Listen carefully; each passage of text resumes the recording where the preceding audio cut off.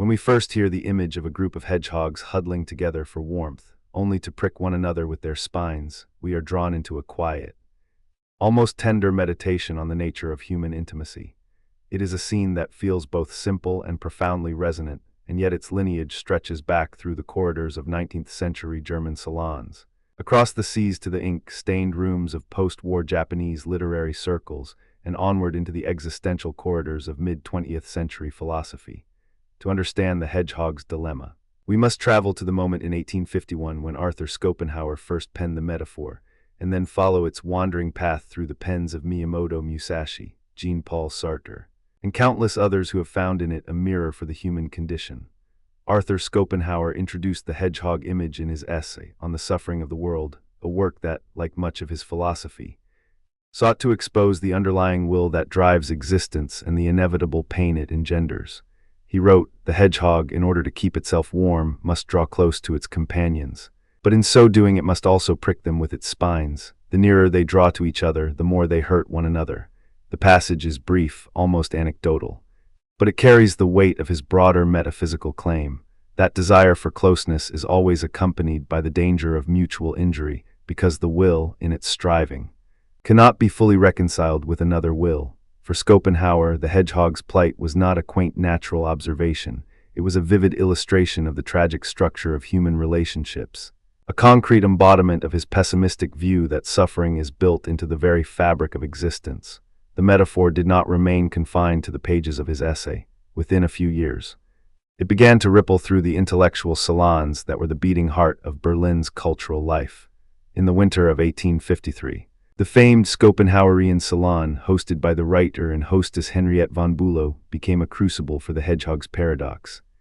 As the fire crackled in the hearth, a circle of philosophers, poets, and young artists gathered, each clutching a glass of wine, each eager to test the limits of Schopenhauer's claim. The discussion unfolded like a delicate dance. Friedrich Nietzsche, then a shy assistant at the university, raised his voice, asking, "If the hedgehogs cannot draw close without pain, does this not suggest that the very act of love is a self-inflicted wound?" A murmur rose, and the hostess, Henriette, leaned forward, her eyes bright and countered. "Perhaps the hedgehog's spines are not merely weapons but also shields. They protect the self even as they protect the other." The debate stretched long into the night, with participants citing personal anecdotes of friendships that had frayed under the weight of expectations.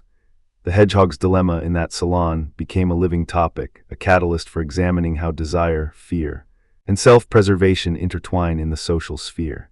The anecdote is recorded in the memoirs of the poet Clara Voss, who wrote, "That night the hedgehog's spines seemed to sprout from every shoulder in the room, each of us aware of the delicate balance between warmth and hurt." Across the continent, the metaphor lay dormant for a generation, until it resurfaced in a very different cultural context. In the early 1950s, Japan was emerging from the devastation of war, its cities scarred, its people searching for new ways to articulate the collective trauma. It was in this climate that the famed swordsman and strategist Miyamoto Musashi, though historically a figure of the early 17th century, was invoked by contemporary writers as a symbolic voice. In a series of essays published in the literary journal Bunjei Shunju, the critic Hiroshi Nakamura reimagined Musashi's teachings through the lens of the hedgehog. He wrote, "Just as the hedgehog draws near to keep warm, so too does the warrior seek fellowship in the midst of battle. Yet his blade, his very nature, remains sharp." Musashi's own Book of Five Rings contains a passage that, while not mentioning hedgehogs, speaks to the paradox of proximity and danger when two swords meet. They must be close enough to strike, yet each must be aware that the other's edge can cut. Nakamura's essay fused these ideas, presenting the hedgehog as a metaphor for the post-war Japanese experience, a yearning for communal warmth amidst the lingering sting of loss and the lingering sharpness of past conflicts. The image resonated deeply, and soon literary circles in Tokyo, Kyoto, and Osaka were peppering their poetry and prose with hedgehog references, using the metaphor to explore themes of alienation, reconstruction, and the fragile hope of connection. The hedgehog's dilemma did not stop at the borders of literature. It entered the realm of existential philosophy. Jean-Paul Sartre, ever the chronicler of human freedom and anguish, referenced the paradox in his seminal work Being and Nothingness. He wrote, "Man is condemned to be free, and yet, like the hedgehog, he finds himself drawn to the warmth of the other, even as his freedom, his very being, pricks him and the other." Sartre's existentialist lens reframed the hedgehog not merely as a symbol of inevitable suffering, but as a stage upon which the project of authentic existence is performed. The hedgehog's spines become the very expression of freedom, the capacity to define oneself even as one reaches out. For Sartre, the paradox underscores the tension between the pour soi being for itself and the en soi being in itself, a tension that every interpersonal encounter must navigate. To see the hedgehog's dilemma in action, we can turn to two concrete examples that illustrate its enduring relevance. The first is the salon discussion we have already glimpsed, but let us sharpen its focus. In the summer of 1854, at the same Berlin salon, the poet Heinrich Heine, known for his sharp wit, recounted a personal episode. He had grown close to a fellow poet. Yet their friendship dissolved after a heated argument over artistic direction. Heine later wrote in a private letter, "Our words were like the hedgehog's spines, sharp, inevitable. And yet we kept reaching for the same fire." The anecdote preserved in Heine's correspondence shows how the metaphor served as a diagnostic tool for understanding the fragile equilibrium of intimacy. The participants, aware of the metaphor's power, used it to articulate the emotional calculus of risk and reward that underlies every bond. The second example comes from a very different arena, psychotherapy in the 1970s. Dr. Margaret L. Hsu, a clinical psychologist practicing in San Francisco, documented a case study in the Journal of Humanistic Psychology that she titled The Hedgehog Patient. The client, a middle-aged man named Thomas, struggled with forming close relationships after a series of betrayals. In therapy, Thomas repeatedly described his experience as trying to get close, but every time I do, I end up hurting the other. And they hurt me back. Dr. Hsu introduced the hedgehog metaphor during a session, asking Thomas to imagine a group of hedgehogs huddling for warmth. As Thomas visualized the scene, he began to recognize that his fear of being hurt caused him to erect defensive spines that, paradoxically, inflicted pain on the very people he wished to protect. The therapeutic breakthrough came when Thomas realized that by consciously softening his spines, by practicing vulnerability without immediate self-protection, he could maintain proximity without the inevitable sting. Dr. Hsu wrote, "The Hedgehog's Dilemma provided a concrete, non-judgmental language that allowed the patient to reframe his relational pattern, moving from a fatalistic acceptance of pain to an active exploration of boundary negotiation. This case illustrates how the metaphor can serve as a bridge between philosophical abstraction and practical lived experience. Yet, as with any powerful metaphor, the hedgehog's dilemma invites critique. One line of criticism argues that the metaphor oversimplifies the complexity of relational dynamics. Critics such as the sociologist Erich Fromm, in his essay The Art of Loving, contended that to reduce human intimacy to a battle of spines and warmth is to ignore the myriad ways in which individuals can cultivate empathy, communication, and mutual growth. Fromm suggested that relationships are not merely about minimizing pain, but about actively transforming the conditions that generate it. He pointed to examples of collaborative artistic communities where participants deliberately cultivated softness through shared rituals, thereby reducing the metaphorical spines. In this view, the hedgehog's image becomes a cautionary tale rather than a deterministic law. A second counterargument focuses on the pessimistic bias embedded in the metaphor. The hedgehog's dilemma, rooted in Schopenhauer's metaphysical pessimism, presumes that suffering is an inescapable corollary of desire. Contemporary philosophers like Martha Nussbaum have challenged this assumption. In her work on the capabilities approach, Nussbaum writes, "Human beings possess the capacity for flourishing that can, under the right social conditions, transcend the mere avoidance of pain." She argues that the hedgehog's spines can be metaphorically dulled by societal structures that promote justice, security, and mutual respect. From this perspective, the hedgehog is not a universal truth, but a symptom of particular historical and cultural configurations, namely, societies that have not yet cultivated the conditions for genuine solidarity. To deepen our appreciation of the hedgehog's paradox, we can draw parallels to other metaphors that navigate the balance between closeness and danger. The paradox of the sword, for instance, appears in the medieval chivalric tradition. A knight must keep his sword close for protection. Yet the very presence of the sword threatens those around him, especially in moments of mistrust. This paradox, like the hedgehog's, underscores the dual nature of tools or traits that can both safeguard and wound. Similarly, the Taoist concept of yin and yang offers a complementary lens. In Taoist philosophy, The interplay of opposite forces creates harmony. The sharp yang does not negate the soft yin, but rather defines it. The hedgehog's spines, yang, and its need for warmth, yin, echo this dynamic, suggesting that pain and comfort are interdependent, each giving meaning to the other. Returning to the Japanese adaptation, it is worth noting how Musashi's strategic insight reframes the dilemma in terms of timing and distance. Musashi emphasized the importance of the interval or space between actions. He taught that a warrior must learn when to draw near and when to retreat, thereby managing the risk of the sword's edge. The hedgehog's spines in this reading become a metaphor for the strategic awareness required to navigate intimacy without unnecessary injury. This perspective was echoed in the post-war literary circle led by the poet Shohei Kiyama, who, in a 1954 essay, wrote, "Our hearts are like the hedgehogs, and the art of living is to find the moment when the fire is warm enough that we can share it without the spines touching." Kiyama's circle organized reading groups where participants would literally sit in a circle, sharing a small heater, and discuss how to adjust the distance in their personal relationships, a practice that blended philosophical reflection with embodied experience. The Hedgehog's Dilemma also surfaces in contemporary cultural discourse. In the age of digital connectivity, the metaphor has been invoked to describe the paradox of social media.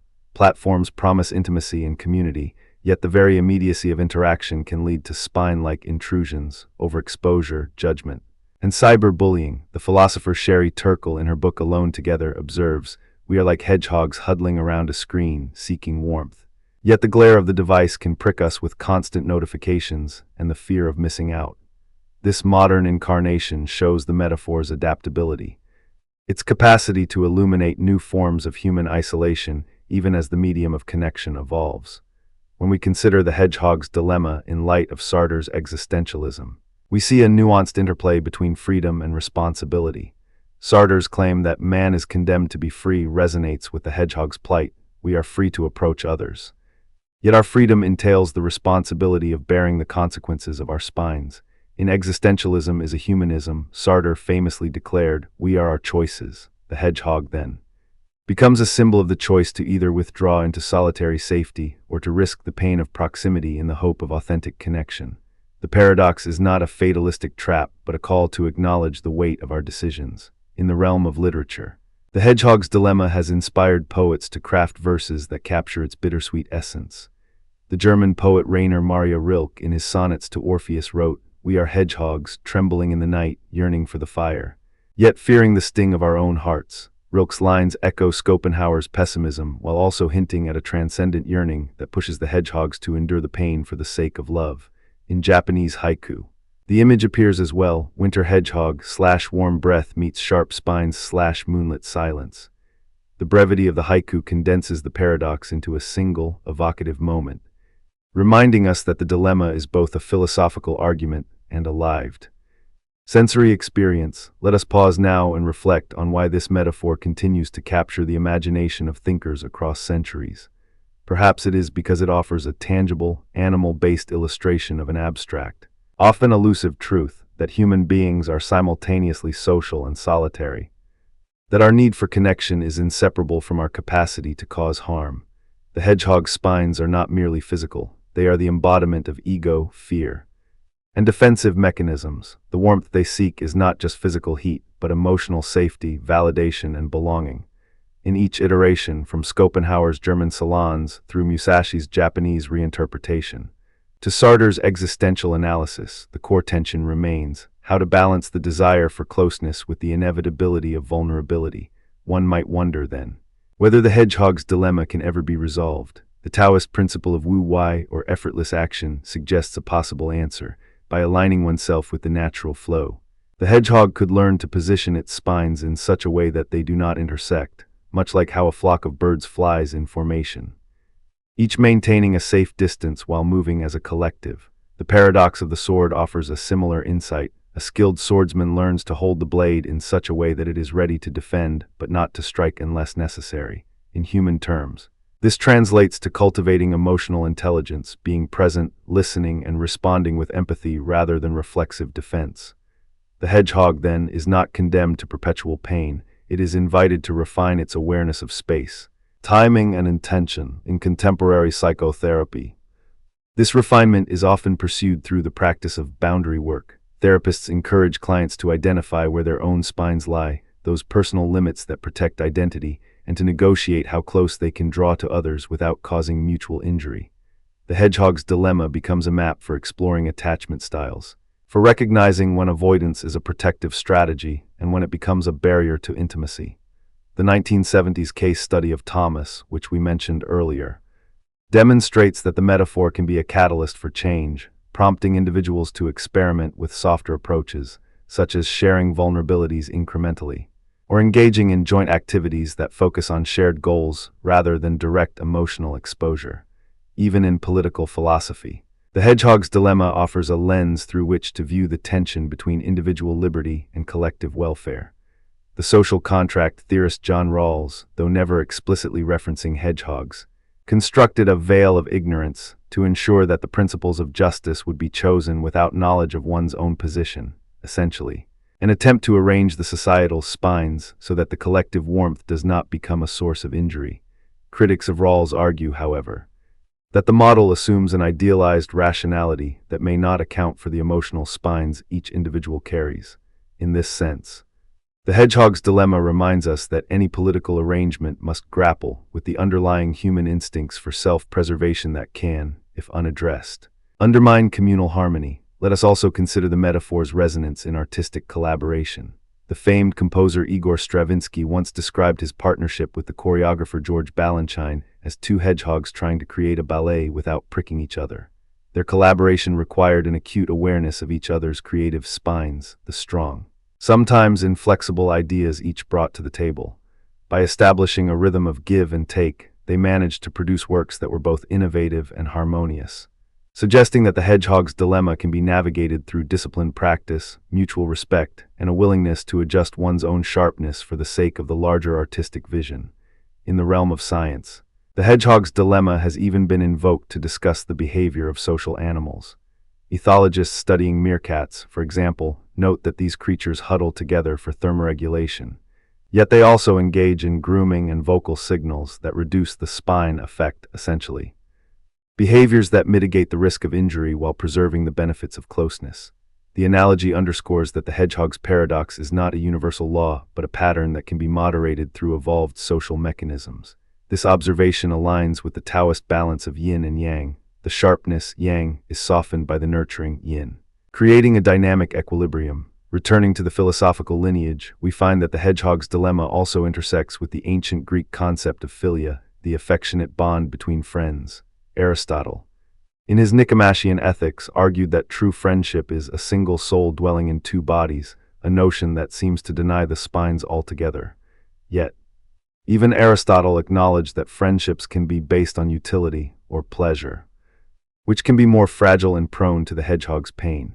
The tension between Aristotle's ideal of seamless unity and Schopenhauer's stark illustration of inevitable injury reveals a dialogue across millennia about the possibility of perfect communion.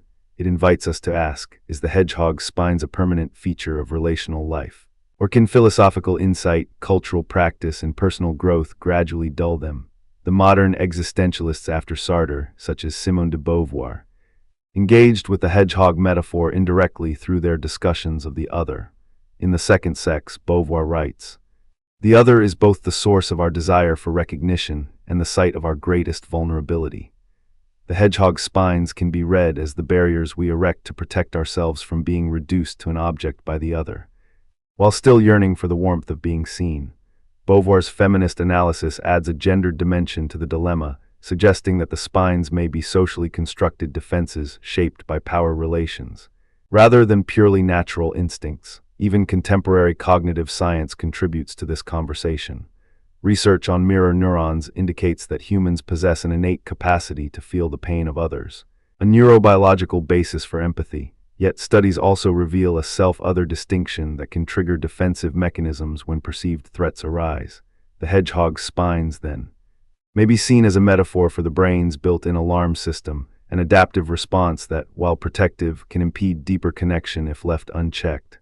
This scientific perspective enriches the philosophical narrative, grounding the metaphor in the physiology of human interaction. As we synthesize these strands, historical anecdotes, literary quotations, philosophical arguments, and scientific insights, we arrive at a richer, more layered understanding of the hedgehog's dilemma. It is not a static, one-dimensional cautionary tale, but a dynamic framework that invites continual reinterpretation. The original Schopenhauer text, with its austere language, set the stage. The Japanese reimagining added cultural texture. Sartre's existential reading injected the dimension of freedom. Later critiques expanded the metaphor's scope to include sociological, feminist, and scientific perspectives. Each iteration preserves the core image of hedgehogs huddling for warmth, yet each also reshapes the surrounding narrative, showing how the metaphor can be both a mirror of human suffering and a catalyst for transformation. In closing, let us return to the quiet scene that began our journey. Imagine a small group of hedgehogs nestled together on a cold winter night, each one trembling, each one aware of the sharpness that lies beneath its own skin. The firelight flickers, casting a soft glow, and the hedgehogs draw nearer, feeling the heat, feeling the sting. In that moment, a question arises, one that has echoed through salons, tea houses, lecture halls, and therapists' rooms alike. Can we learn to arrange ourselves so that the warmth is shared, yet the spines remain uncoupled?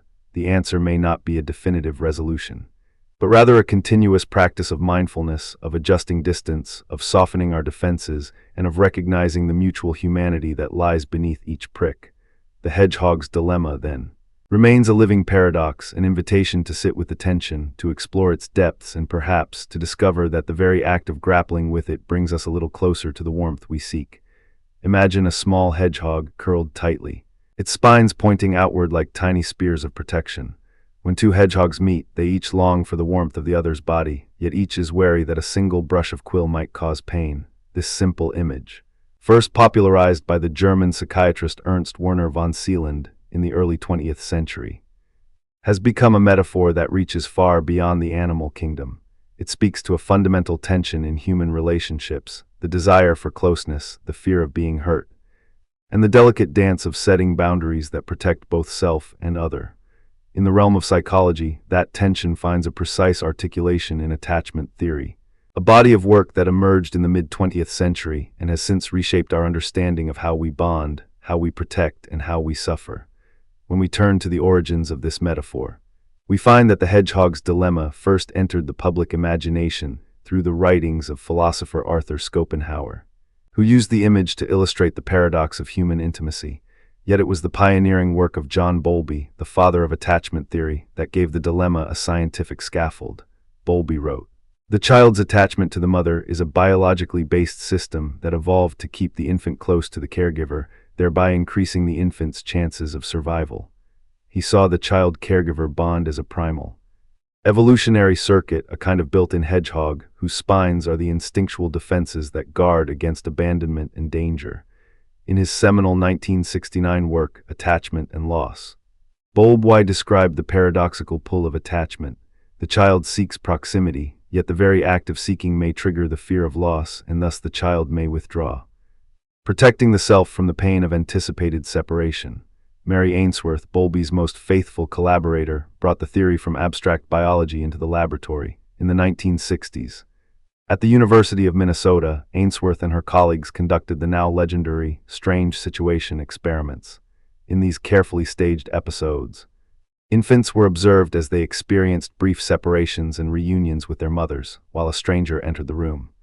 The patterns that emerged, secure, anxious, ambivalent, and avoidant, mirrored the hedgehog's dilemma in vivid, observable form. Ainsworth herself noted, "The infant's behavior reflects a negotiation between the need for closeness and the fear of being hurt. The child's strategy is a dance of approach and avoidance, much like the hedgehog's cautious embrace." The Minnesota experiments were not merely a set of observations, they were a historical turning point that transformed the way psychologists thought about early relational development. The image of the hedgehog, with its spines and yearning, began to appear in the margins of research reports, in the minds of clinicians, and eventually in the pages of therapy manuals. Fast forward to the 1990s, when the hedgehog image found a new home in group therapy manuals. Therapists, seeking a visual metaphor that could capture the paradox of intimacy, adopted the hedgehog as a teaching tool. In the 1994 group therapy handbook edited by Michael Mahoney, the hedgehog illustration was placed alongside exercises on boundary setting.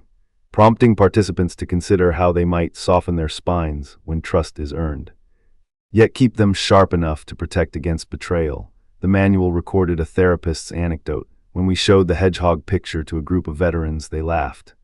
But then they began to speak about the spines they carried from combat and how those spines made it hard to let others in. The hedgehog thus moved from a philosophical curiosity to a practical symbol in therapeutic discourse, bridging the gap between abstract theory and lived experience. Now, let us step into the lived world of the hedgehog's dilemma, first through the eyes of a child. Picture a 5-year-old named Maya, bright-eyed. Eager to make friends on the playground, she watches a group of children building a sandcastle, their laughter spilling across the sandbox. She wants to join, to feel the warmth of shared imagination.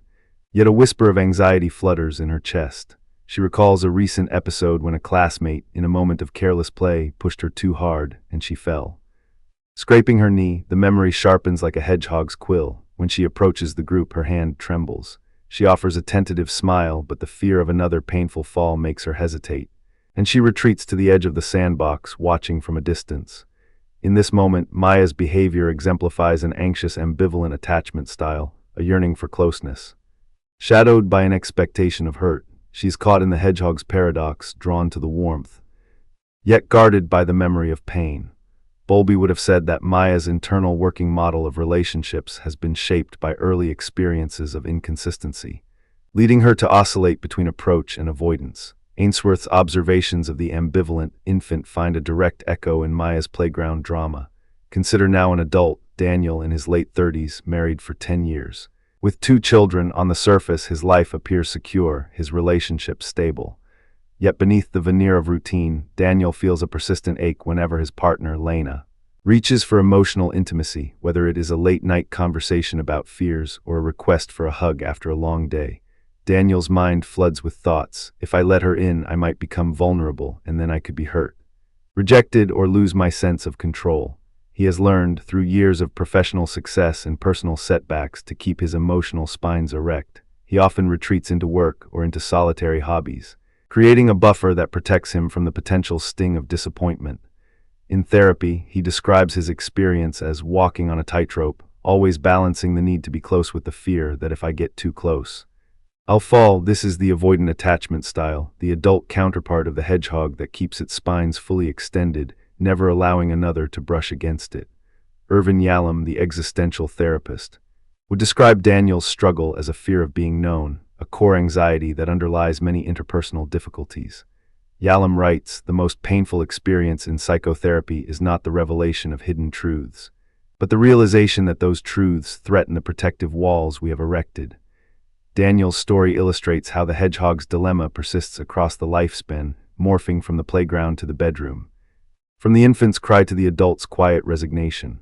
These 2 vivid examples, Maya's playground hesitation and Daniel's marital tightrope, are not isolated anecdotes. They are manifestations of a deeper psychological architecture that the hedgehog's dilemma helps us visualize. In attachment theory, the concepts of secure, anxious, and avoidant styles are not merely labels. They are patterns of how individuals regulate proximity and distance, how they interpret the intentions of others, and how they manage the pain that can accompany closeness. The hedgehog's spines become a metaphor for the defensive mechanisms, cognitive, emotional, and behavioral, that we deploy when the prospect of intimacy threatens to expose us to hurt. To understand why these defenses arise, we must look at the neurobiological underpinnings that have been uncovered in recent decades. The social pain network, a term coined by neuroscientists Naomi Eisenberger and Matthew Lieberman, identifies brain regions such as the anterior cingulate cortex and the insula that are activated both when we experience physical pain and when we feel social rejection. When Maya is excluded from the sandcastle, the same neural circuitry that lights up when she stubs her toe may also flare, creating a visceral sense of hurt that feels as real as any scraped knee. This overlap explains why social pain can be so compelling that we sometimes choose to withdraw rather than risk further injury. The hedgehog's spines, in this view, are not merely symbolic. They are rooted in the brain's alarm system, a biological safeguard against the threat of social loss. Yet, there is an opposing current in the scientific literature that suggests the story may not be as bleak. Oxytocin, often called the love hormone, has been shown to facilitate bonding, increase trust, and reduce anxiety about social interaction. Studies by researchers such as Sue Carter and Larry Young have demonstrated that intranasal oxytocin can attenuate activity in the social pain network, effectively softening the hedgehog's spines. In a 2016 experiment, participants who received oxytocin reported feeling more comfortable sharing personal information with strangers, and their brain scans showed reduced activation in regions associated with social threat. This neurobiological evidence fuels a counterargument. Perhaps the hedgehog's dilemma is not an immutable law of human nature, but a condition that can be modulated, even reversed, through biochemical pathways. The optimism of oxytocin research stands in contrast to the more deterministic view offered by early attachment theorists, who emphasize the lasting impact of early experiences. It invites us to ask, if a hormone can alter the perception of social pain, might we learn to cultivate environments or practices that naturally boost oxytocin, thereby easing the hedgehog's sting? Cultural perspectives add yet another layer to this debate. Critics argue that the hedgehog's dilemma, as framed by Western attachment theory, neglects the rich variability of relational norms across societies. In many collectivist cultures, for example, the emphasis on interdependence and communal identity can reshape the balance between closeness and autonomy.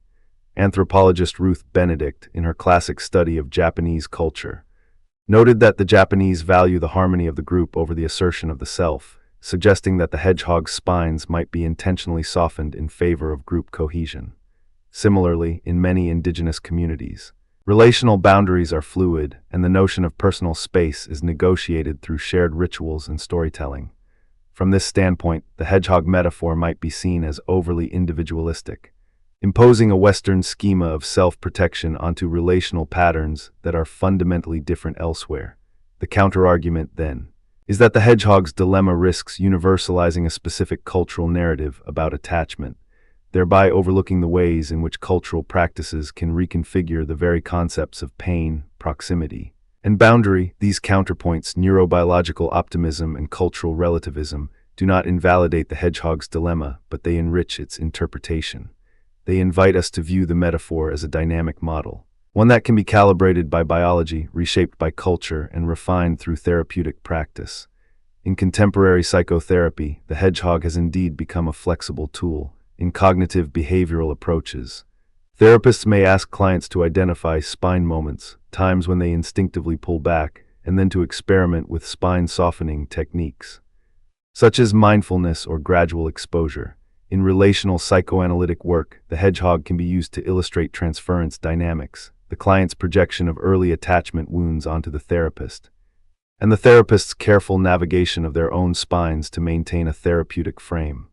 Irvin Yalom, in his 1990 book The Theory and Practice of Group Therapy, writes, "The group becomes a safe arena where each member can observe their own hedgehog behavior, see the consequences, and, through the feedback of others, learn to adjust the length of their spines." Yalom's emphasis on existential concerns, death, freedom, isolation, meaning aligns neatly with the hedgehog's themes of vulnerability and protection. Real-world applications of this model extend beyond the therapist's couch. In education, teachers who understand the hedgehog's dilemma can create classroom environments that balance the need for autonomy with the provision of secure relational anchors. A teacher might notice a student who, like Maya, hovers at the periphery of group activities and gently invite them into collaborative tasks while simultaneously validating the student's fear of rejection.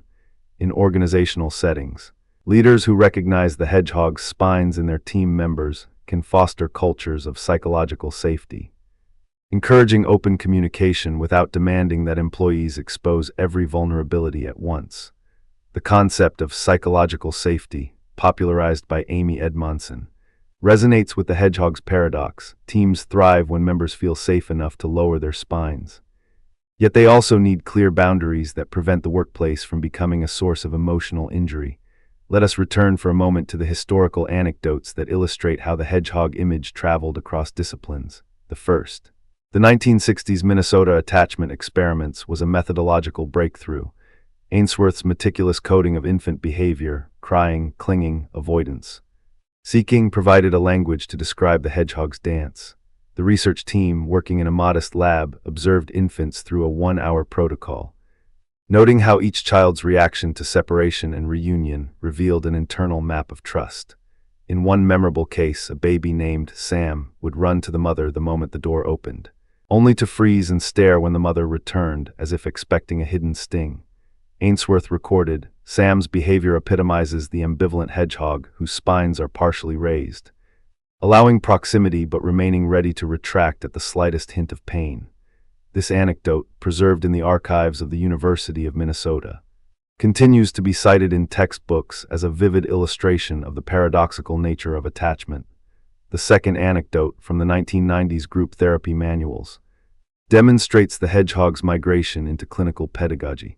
In a workshop led by Dr. Elaine Hargreaves in Seattle, participants were handed a small ceramic hedgehog figurine. They were asked to hold it, to feel its spines, and then to describe the sensations it evoked.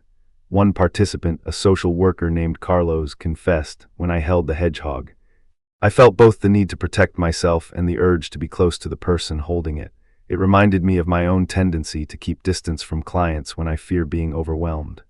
The group then engaged in a role play where each member practiced spine negotiation, gradually lowering their defensive posture while maintaining a sense of safety. The hedgehog, once a philosophical curiosity, became a tactile catalyst for insight. The manual recorded this exercise as a boundary awareness protocol, and it has since been adapted in trauma-informed therapy curricula worldwide. Beyond these specific stories, the Hedgehog's Dilemma resonates with broader philosophical and spiritual traditions. In Buddhism, the notion of non-attachment invites practitioners to experience the world without clinging, to appreciate impermanence, and to recognize that suffering often arises from the very desire to hold on. The Dhammapada says, all conditioned things are impermanent. When one sees this with wisdom, one turns away from suffering. This teaching parallels the hedgehog's need to balance closeness with the acceptance that some degree of distance is natural. Yet, unlike the Buddhist ideal of letting go, attachment theory does not prescribe a wholesale abandonment of bonds. Rather, it suggests a calibrated approach, where the spines are adjusted according to the reliability of the caregiver or partner. The tension between these perspectives, non-attachment versus secure attachment, offers fertile ground for contemplation. Can we cultivate a form of non-attachment that still honors the human need for connection?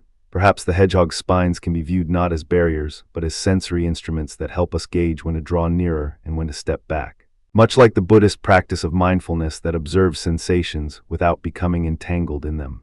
Cross-referencing to other thinkers further deepens our understanding. Erik Erikson, in his Stages of Psychosocial Development, described the third stage, initiative versus guilt, as the period when children begin to assert themselves socially, risking the spine prick of criticism. Later, in the stage of intimacy versus isolation, Erikson's focus aligns directly with the adult hedgehog, emphasizing the challenge of forming deep bonds without losing one's sense of self. Meanwhile, contemporary relational theorist Sue Johnson, the founder of emotionally focused therapy frames attachment needs as secure base and safe haven, echoing Bowlby's language but adding a dyadic emphasis. Partners become each other's hedgehogs, learning to soften spines through responsive attunement. Johnson writes, when partners respond with empathy, they signal that the risk of pain is low, allowing each to lower defenses and experience true intimacy. This therapeutic lens demonstrates how the hedgehog's dilemma can be transformed from a static paradox into a dynamic process of co-regulation. Let us now explore the practical implications of this model in everyday life. Beginning with the realm of parenting, parents who recognize that their child may be an anxious hedgehog can adopt strategies that gradually desensitize the child's spines. This might involve consistent, predictable routines that reinforce the reliability of the caregiver, thereby reducing the child's expectation of hurt. A simple practice, such as a nightly hug ritual, where the parent gently squeezes the child's shoulders for a few seconds, can serve as a low-intensity exposure to physical closeness, allowing the child's nervous system to learn that contact is safe. Over time, the child's spines may become less rigid, and the child can approach peers with greater confidence. Conversely, for an avoidant hedgehog, the parent might respect the child's need for space while gently offering opportunities for connection, perhaps through shared activities that do not demand emotional disclosure, such as building a puzzle together. The key, as Bowlby emphasized, is sensitivity and responsiveness, a pattern that recalibrates the child's internal working model from one of unpredictability to one of security. In romantic relationships, the hedgehog's dilemma can be navigated through the practice of boundary negotiation, a term that has entered the lexicon of couples therapy. Couples who communicate openly about their comfort levels, identifying which topics, gestures, or moments trigger spines, can co-create a map of safe intimacy. For instance, a partner who feels a spike of anxiety when the other initiates physical touch after a stressful day might request a brief verbal check-in before any embrace. By honoring this request, the partner signals respect for the hedgehog's protective spikes, while also offering a pathway for gradual softening. Over time, the hedgehog learns that the risk of being hurt diminishes, allowing the spines to retract further. Yalom's existential lens reminds us that these negotiations are not merely pragmatic, they are also an encounter with the deeper fear of being known, a fear that can be alleviated only through authentic, compassionate presence. The Hedgehog's Dilemma also offers insight into the experience of grief when a loved one passes away. The surviving individual may feel torn between the desire to hold on to memories, clinging tightly to the spines of shared experience, and the need to let go to avoid being pierced by the sharpness of loss.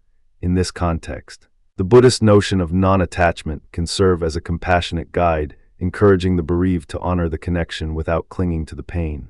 Simultaneously, attachment theory suggests that secure attachment figures can provide a secure base that buffers the intensity of grief, allowing the individual to process loss without being overwhelmed. Therapists often employ the hedgehog metaphor in grief counseling, inviting clients to visualize their emotional spines and to experiment with softening them through rituals such as memorial writing or shared storytelling. Returning to the neurobiological dimension, the interplay between oxytocin and the social pain network offers promising avenues for intervention. Research indicates that activities known to boost oxytocin, such as eye contact, synchronized movement, and shared laughter, can attenuate the neural response to social rejection. In a study conducted at the University of California, participants who engaged in a brief mirror exercise, where they mirrored each other's movements for 5 minutes, showed a 30% reduction in anterior cingulate activation when later exposed to social exclusion tasks. This suggests that simple, embodied practices can effectively sharpen the hedgehog's spines less, fostering a physiological environment conducive to closeness. For clinicians, incorporating such practices into therapy, perhaps by having clients engage in gentle rhythmic breathing together, can create a somatic foundation that supports the cognitive work of redefining attachment patterns. Yet, we must temper optimism with caution. While oxytocin can facilitate trust, it is not a panacea. Studies have shown that oxytocin may also amplify in-group favoritism and out-group distrust, potentially reinforcing the very spines it aims to soften when applied indiscriminately.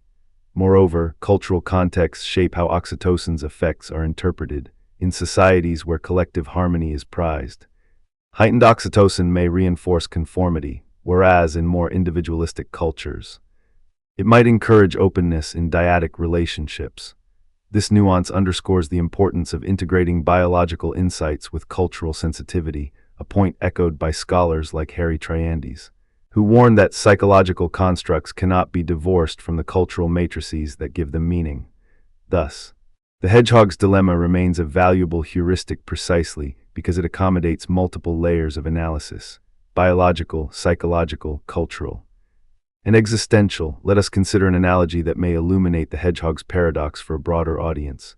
Imagine two magnets, each with a north and south pole. When the opposite poles face each other, they attract, drawing close, yet if you try to push them together too forcefully, they can snap, producing a painful jolt. The magnets represent our innate drive for connection, the attraction, and the protective mechanisms, the snap.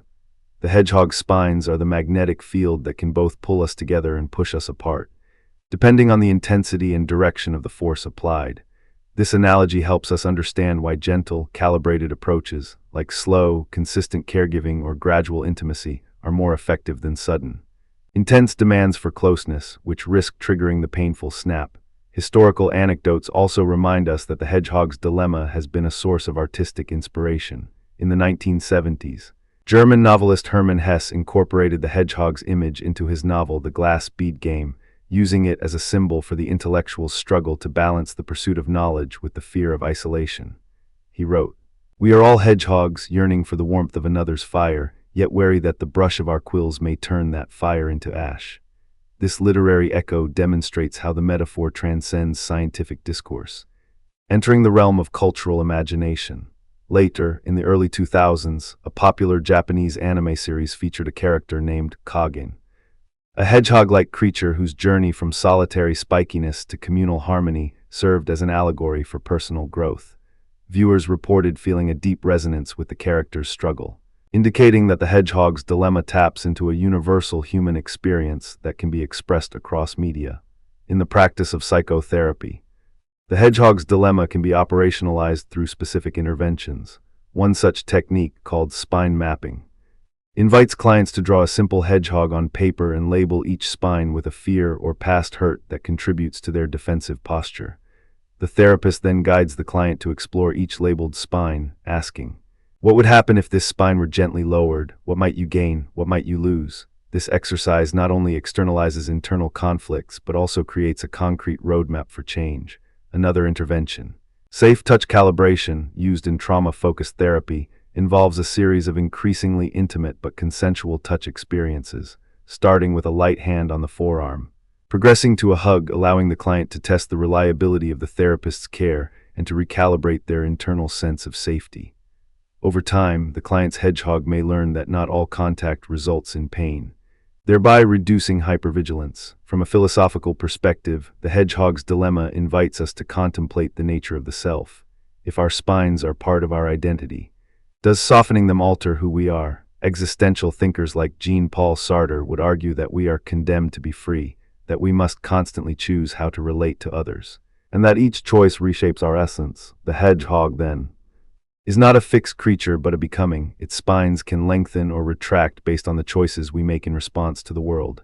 This view aligns with the therapeutic principle of agency. We are not helpless victims of our early attachment patterns. We have the capacity to rewrite our relational scripts, to reconfigure the hedgehog's spines through intentional practice. In contemporary discourse, the Hedgehog's Dilemma has found relevance in the digital age. Social media platforms, with their paradox of hyperconnectivity and profound loneliness, amplify the hedgehog's tension. Users may scroll through endless feeds, yearning for connection. Yet each interaction is mediated through screens that can feel like distant spines, sharp, impersonal, and prone to misinterpretation. Psychologists such as Sherry Turkle have described this phenomenon as the paradox of the digital age. We are more connected than ever, and yet we feel more isolated. The hedgehog metaphor offers a lens to understand why individuals may withdraw from online interactions after experiencing social pain in the form of negative comments or perceived rejection. It also suggests that cultivating offline, embodied experiences where physical presence allows for the subtle cues of safety can help lower the digital spines that have become overextended. Finally, let us reflect on the hopeful possibilities that arise when we learn to navigate the hedgehog's dilemma with wisdom and compassion. When a child like Maya discovers that her classmates will not always push her down, she begins to lower her spines, allowing friendships to blossom.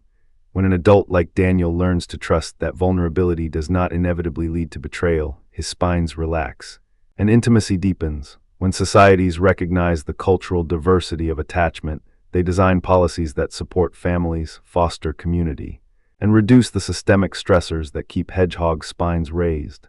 When neuroscience uncovers pathways to mitigate social pain, we develop interventions that ease the sting of rejection.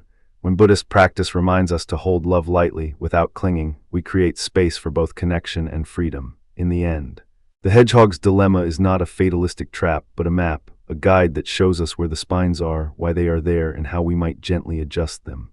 It invites us to ask, what am I protecting myself from? What am I missing by keeping my spines up?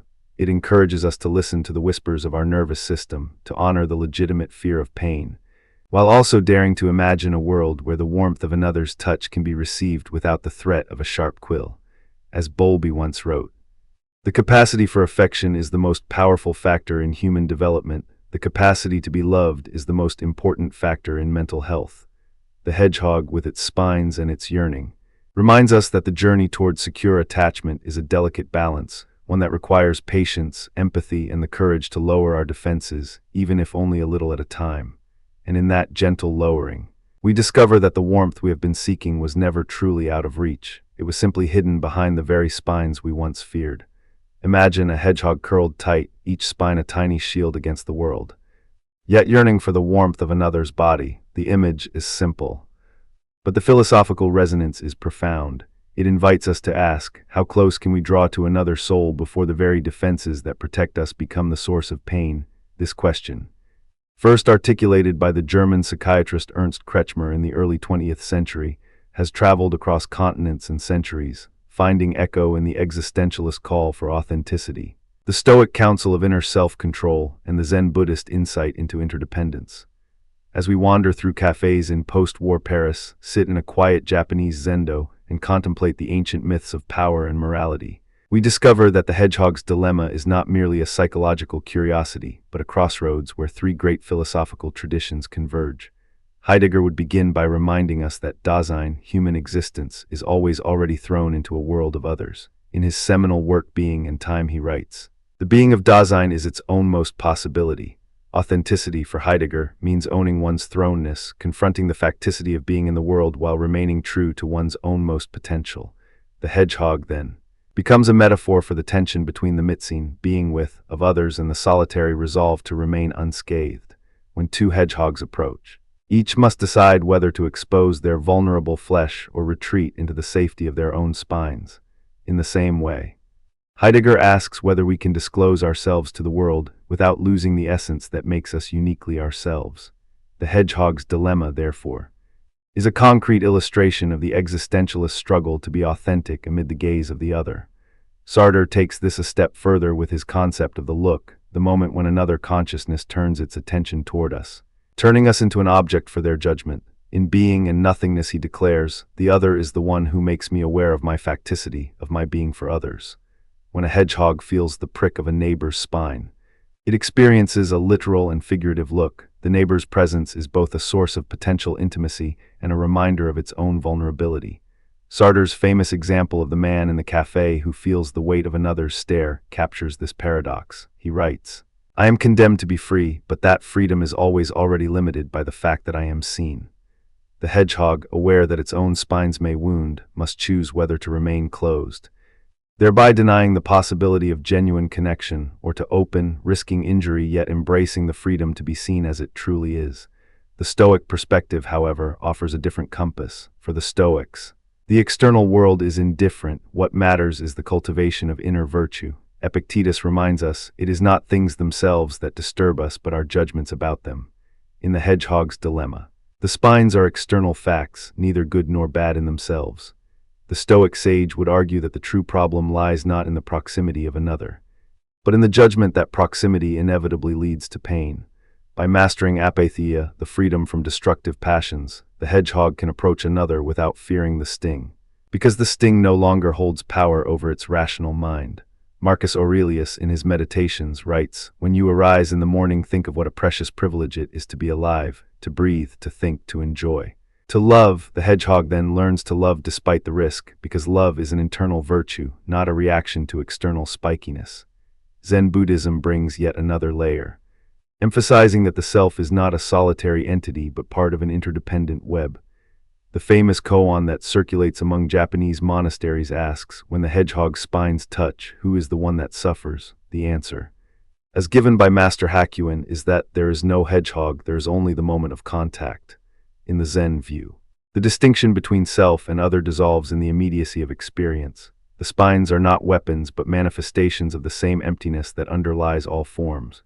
The Hedgehog's Dilemma thus becomes a lesson in mu, the void that is neither existence nor non-existence. When we recognize that the spine is a conceptual overlay, the fear of being hurt evaporates, and the hedgehog can rest in the shared warmth of the present moment. Unburdened by the duality of self versus other, let us pause and consider a concrete illustration of Sartre's look. Picture a crowded Parisian cafe in the late 1940s. The air thick with cigarette smoke and the hum of philosophical debate. A young Sartre sits across from Simone de Beauvoir, both sipping bitter espresso, when a stranger glances at Sartre's notebook. In that instant, Sartre feels an involuntary tightening, as if the stranger's eyes were a set of tiny spines probing his intellectual armor. He smiles, but inside he registers a subtle shift. His freedom to write is now mediated by another's perception. He later reflects, "I am always already being looked at, my thoughts are never purely mine." The hedgehog's dilemma mirrors this scene. Each hedgehog, like Sartre, must decide whether to expose its inner thoughts, risking the sting of judgment, or to retreat into the safety of guarded silence. The cafe, with its clatter of cups and murmurs of discourse, becomes a living laboratory where the philosophical stakes of authenticity are played out in real time. Now imagine a Zen master in a quiet Kyoto temple in the early 1980s. Addressing a group of monks who have been wrestling with the notion of mu, he holds up a small wooden figurine of a hedgehog, its spines carefully painted. He asks if the hedgehog's spines are merely the shape we assign them. What then is the pain? The monks stare, some frowning, others smiling. The master continues, when you touch the hedgehog, you do not touch the spines, you touch the emptiness that allows the spines to appear. He then whispers, in mu there is no self to be hurt, only the moment of contact that is already complete. This anecdote, recorded in the master's lecture notes, illustrates how the hedgehog becomes a conduit for the Zen teaching that suffering arises from conceptual attachments, not from the objects themselves. The hedgehog's spines, then, are not instruments of harm but symbols of the mind's tendency to label and separate. These two historical vignettes, one from a bustling French café, the other from a tranquil Japanese zendo, show how the same paradox can be examined through radically different lenses. In Paris, the hedgehog's dilemma is a social drama, a negotiation of freedom and recognition. In Kyoto, it is a meditative inquiry into the nature of reality itself. Both contexts, however, reveal a shared curiosity. How can beings coexist without causing each other pain? And what does that coexistence demand of the self? From the existentialist side, a common counterargument arises. The hedgehog's dilemma might be read as a narrative that unnecessarily limits freedom. Sartre himself might argue that by framing relational proximity as a source of inevitable injury, we risk reifying the spine as an immutable barrier. In existentialism is a humanism, he declares, man is condemned to be free, he must choose his own values. If we accept the dilemma as a given, we surrender the freedom to redefine the terms of our relationships. The hedgehog could, in principle, reimagine its spines not as weapons but as tools for mutual support. This reinterpretation aligns with Sartre's notion of project, the capacity to create meaning beyond given facts. The hedgehog, then, could project a new mode of intimacy, one where the spines become conduits for shared warmth rather than sources of hurt. Stoic critics, on the other hand, might contend that the dilemma is solved not by adjusting external distance, but by cultivating internal virtue. For a Stoic, the hedgehog's pain is a matter of passion, the irrational fear that the other's spines will wound. By practicing provoke, mindful attention to the present, and by recognizing that the only true good lies within, the hedgehog can approach any other without fear. Epictetus famously said, if you want to be free, you must learn to be indifferent to the opinions of others. In this view, the hedgehog's dilemma dissolves once the creature realizes that the sting of the spine is only as powerful as the judgment it assigns to it. The Stoic sage would advise, do not seek to change the hedgehog's spines, change your perception of them. This internal shift, however, does not deny the reality of external harm. Rather, it reframes it as something the sage can endure with equanimity. To deepen our understanding, let us turn to two classic philosophical thought experiments that, while not about hedgehogs, illuminate the same tension between external circumstance and internal response. Plato's Ring of Gyges asks whether a person would act justly if a magical ring rendered them invisible. Free from external accountability, the ring removes the fear of social repercussion, yet the moral question remains, does the individual's inner virtue dictate action? Or does the lack of external consequence invite wrongdoing? The hedgehog's dilemma echoes this. If the hedgehog could guarantee that its spines would never cause harm, would it still choose distance, or would the mere possibility of pain, social or physical, still shape its behavior? The ring and the hedgehog both probe the interplay between external conditions and internal moral or emotional frameworks. Similarly, the Buddhist Four Noble Truths diagnose the human condition as rooted in suffering dukkha caused by craving and attachment. The first truth acknowledges that life involves inevitable discomfort, much like the hedgehog's spines guarantee some degree of pain in contact. The second truth identifies attachment, the desire for unimpeded closeness, as the source of the suffering. The third truth offers the cessation of this craving. And the fourth outlines the path to that cessation. If the hedgehog learns to let go of the craving for absolute intimacy, it can accept the spines as part of the shared experience, thereby easing its suffering. This Buddhist framework aligns closely with the Zen koan's insight that the pain is not in the spines themselves, but in the mental fixation upon them. Consider now a modern application in the realm of digital communication. Social media platforms allow us to connect across continents. Yet the hedgehog's dilemma appears in the form of online harassment. Users, like hedgehogs, present curated personas, spines of privacy and self-protection, while yearning for authentic interaction.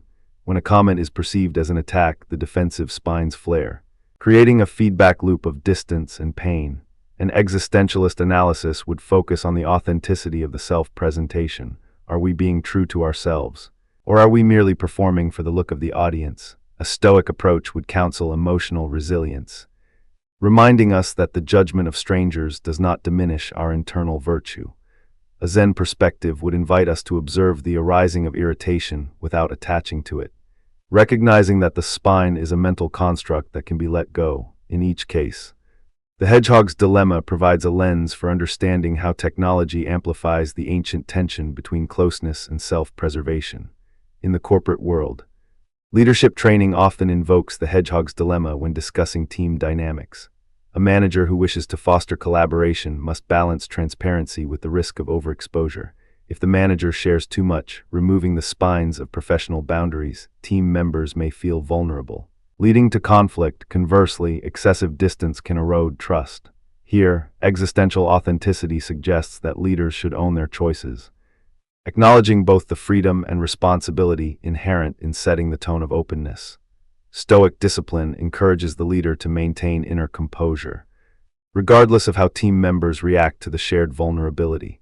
Zen interdependence reminds us that the leader and team are not separate entities. The spines of each individual are part of a larger, fluid network. By integrating these perspectives, organizations can navigate the hedgehog's dilemma not as a problem to be solved, but as a dynamic process of mutual adjustment. Let us return to the hedgehog itself, this time through an analogy drawn from physics. Imagine two charged particles approaching each other. The particles generate an electromagnetic field that repels them. Yet under certain conditions, such as the presence of a neutralizing medium, they can attract and form a stable bond. The hedgehog's spines are analogous to the repulsive field. They keep the creatures apart, however. The medium of shared experience, trust, empathy, common purpose, acts as the neutralizer, allowing the hedgehogs to draw near without being torn apart. This physical analogy underscores that the dilemma is not a static barrier, but a dynamic interplay of forces that can be modulated. In existential terms, the medium is the authentic choice to engage. In Stoic terms, it is the rational assessment that the external threat is manageable. In Zen terms, it is the awareness that the spines and the body are empty of inherent separation. Historical anecdotes further enrich our picture. In the winter of 1947, a group of existentialists gathered at the Café de Flore, a favorite haunt of Sartre, Camus, and de Beauvoir. The conversation turned to the recent publication of Kretschmer's essay on the hedgehog's dilemma. Camus, ever the absurdist, laughed and said, "We are all hedgehogs, clutching at the flame of meaning while fearing the burn." Sartre, with his characteristic intensity, replied, "The absurdity is not in the spines, but in our refusal to own the freedom to be hurt." The debate continued deep into the night, with each participant offering a different resolution. Some advocated for radical openness, others for cautious distance. This night became a microcosm of the broader philosophical struggle. Can humanity truly embrace one another without being wounded? Or is the wound an inevitable part of authentic existence? A later anecdote from a 1983 lecture at the Daido-kujai Temple in Kyoto tells of Master Kosho, a Zen teacher known for his sharp wit. He presented a painting of a hedgehog curled in a snowdrift, its spines dusted with white. He asked the assembled monks if the hedgehog's spines are covered in snow. "Does the snow still bite?" the monks murmured, unsure. Master Kosho smiled. "The snow is mute, it is neither hot nor cold. The hedgehog's pain is a story we tell ourselves."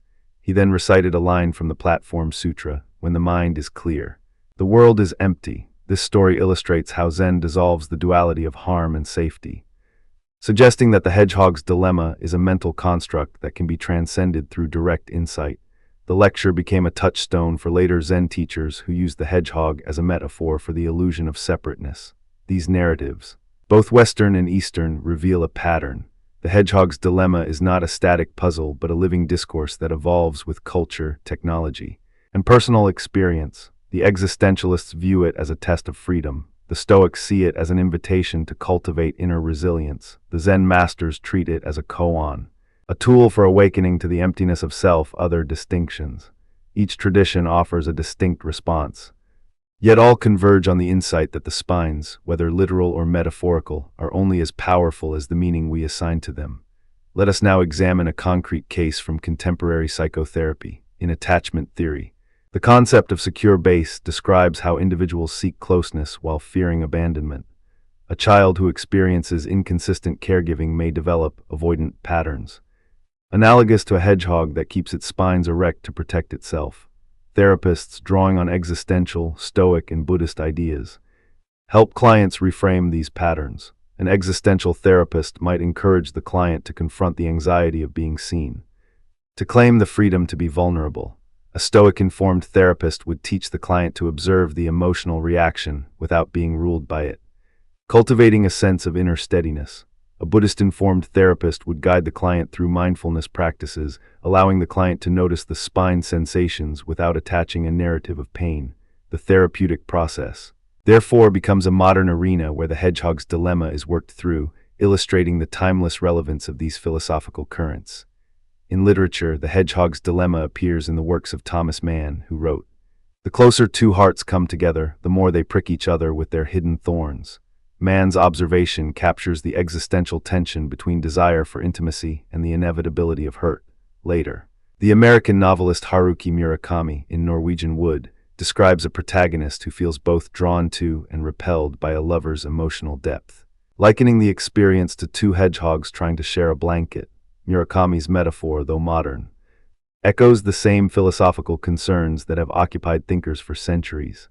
Cross-referencing the Ring of Gyges once more, we see that the Hedgehog's dilemma also raises ethical questions about power and responsibility.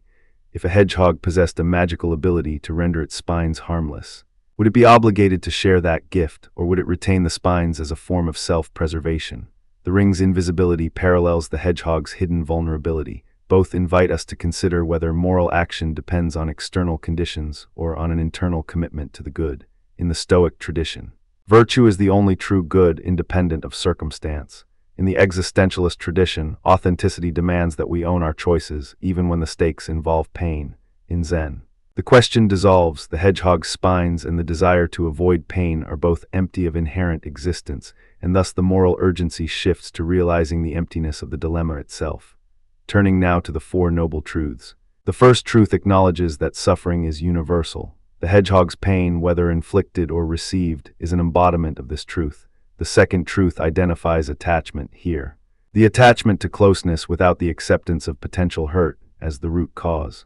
The third truth offers the possibility of cessation. By relinquishing the clinging to an ideal of painless intimacy, the hedgehog can find peace. The fourth truth, the Eightfold Path, provides practical steps: right view, right intention, right speech, right action, right livelihood, right effort, right mindfulness, and right concentration that a hedgehog might metaphorically follow to navigate relationships with wisdom.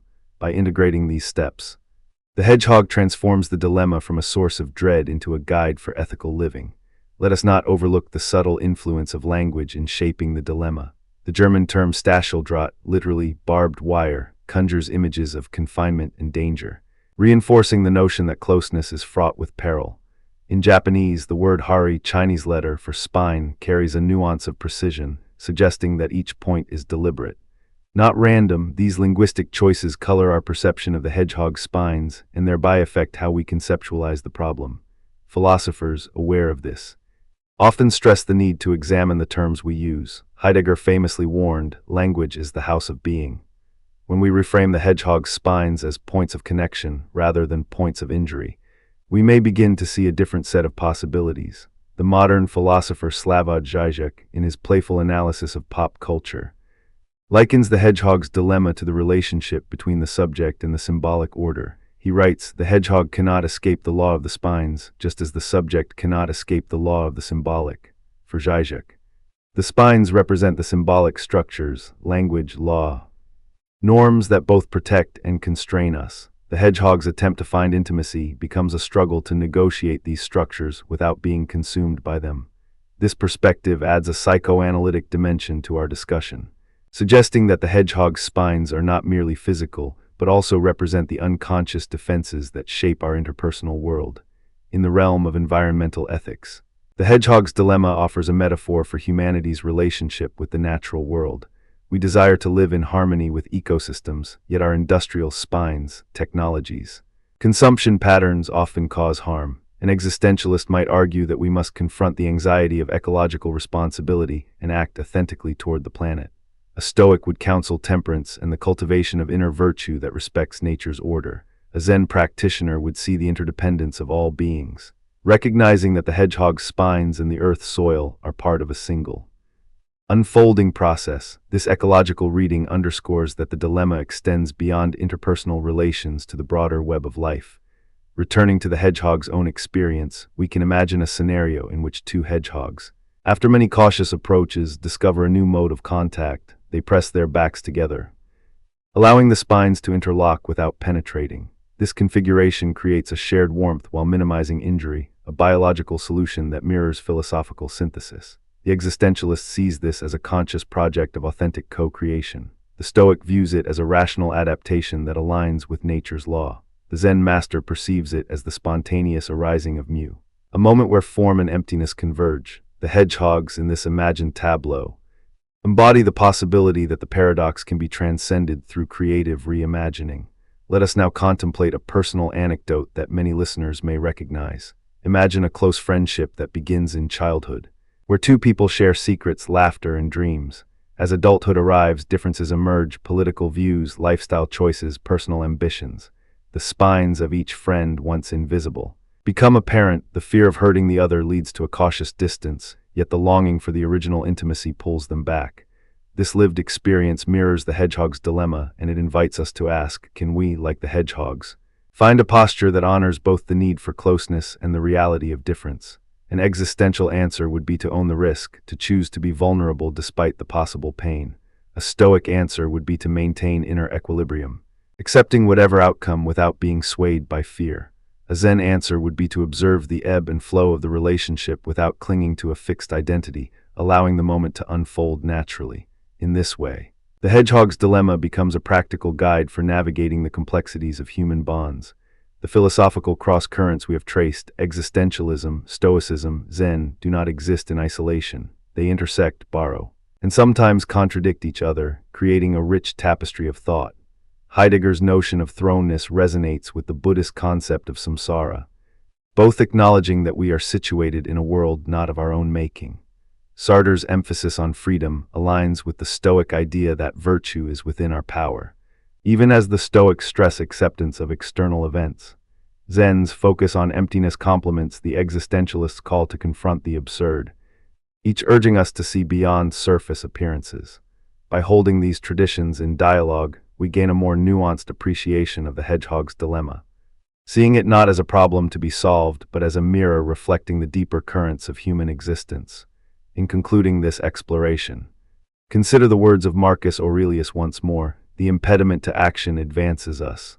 The spines that keep hedgehogs apart are impediments, yet they also push each creature toward a deeper understanding of self and other. Sartre would add, freedom is what you do with what's given you. The hedgehog's spines are given, the choice lies in how we engage with them. And the Zen master's koan reminds us, when the mind is still, the spines become the wind. In stillness, the fear of injury fades and the possibility of shared warmth emerges. The hedgehog's dilemma, therefore, remains a living philosophical laboratory, inviting each generation to test its assumptions about authenticity, self-control, and interdependence. So as you listen to this voice and let the words settle, ask yourself, what are the spines you carry? How do they shape the way you draw near to others? Are you like the hedgehog, retreating out of fear? Or are you daring to press your backs together, trusting that the shared heat will soften the points? The answer, perhaps, lies not in a single tradition, but in the conversation among them, a dialogue that continues in cafes, temples, classrooms, and within each of our own minds. May this reflection guide you toward a more mindful, authentic, and compassionate way of being. Even when the world feels prickly and the desire for connection burns bright, when we speak of the hedgehog's dilemma, we are really talking about a timeless paradox of human connection, the desire to be close, to share warmth, to let another's prickly spines brush against our own, and the simultaneous fear that those very spines will wound us. In the age of digital screens, algorithmic matchmaking, In a world that can be both hyper-connected and profoundly solitary, that paradox takes on new, almost palpable forms. It is as if the hedgehog has been handed a smartphone, a profile picture, and a never-ending stream of notifications, each promising intimacy while also reminding us of the distance that still lies between bodies. In this segment, we will wander through the modern manifestations of that dilemma, through dating apps, through the endless scroll of social media, through the quiet hum of remote offices, and through the collective anxiety of global crises. We will hear the voices of thinkers like Sherry Turkle, Zygmunt Bauman, and Martha Nussbaum. And we will listen to the stories of couples, workers, and entire societies as they try to navigate the delicate balance between exposure and privacy, between presence and isolation. Let us begin with the most intimate of contemporary arenas, the world of dating apps. Imagine a couple, Maya and Alex, who met on a platform that promises to match you based on a handful of data points, your interests, your favorite movies, even your preferred bedtime. Their first messages were quick, witty, full of emojis that seemed to bridge the gap between strangers. Yet as weeks turned into months, the very tools that had brought them together began to create a new kind of tension. Maya found herself scrolling through Alex's Instagram stories, watching the curated moments of his day, his coffee at a downtown cafe, his sunset jog, the occasional selfie with a friend. Each post felt like a glimpse into his life, a warm brush of his spines, but also a reminder that there were parts of him she could not see, not in the moment. Not in the flesh. Alex, on the other hand, felt the pressure of constant digital presence. He received a notification that Maya had liked a photo of a former colleague, and an instant surge of insecurity rose. Was this a sign of emotional distance? He wondered whether his own profile was too polished, whether the curated version of himself was becoming a barrier rather than a bridge. Sherry Turkle, in her seminal work Alone Together, reminds us that the paradox of our digital age is that we are simultaneously more connected and more alone than ever before.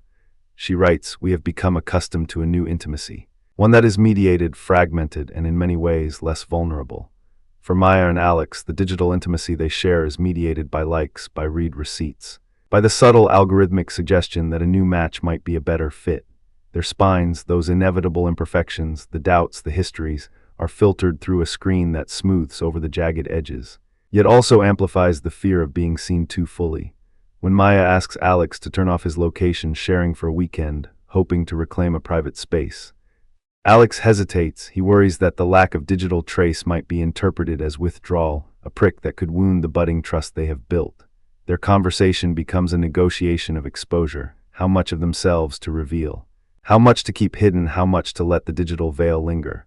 Zygmunt Bauman, writing on the condition of liquid modernity, describes relationships as fluid, ever-shifting, and constantly in need of reformation. He observes that in a liquid society, the very notion of permanence is replaced by a perpetual state of becoming. In the context of Maya and Alex, the fluidity is literal. Messages arrive in bursts, then silence. The profile picture changes. The status updates shift. The hedgehog's dilemma is no longer about the physical prick of spines, but about the emotional prick of an ever-changing digital self. Bauman's insight helps us see that the couple's anxiety is not merely personal. It is a symptom of a broader cultural shift where intimacy is no longer anchored in the steady presence of another body, but in the flickering glow of a screen that can be turned off at any moment. Martha Nussbaum, with her capabilities approach, would ask us to consider what each individual is actually able to do and be in such a scenario.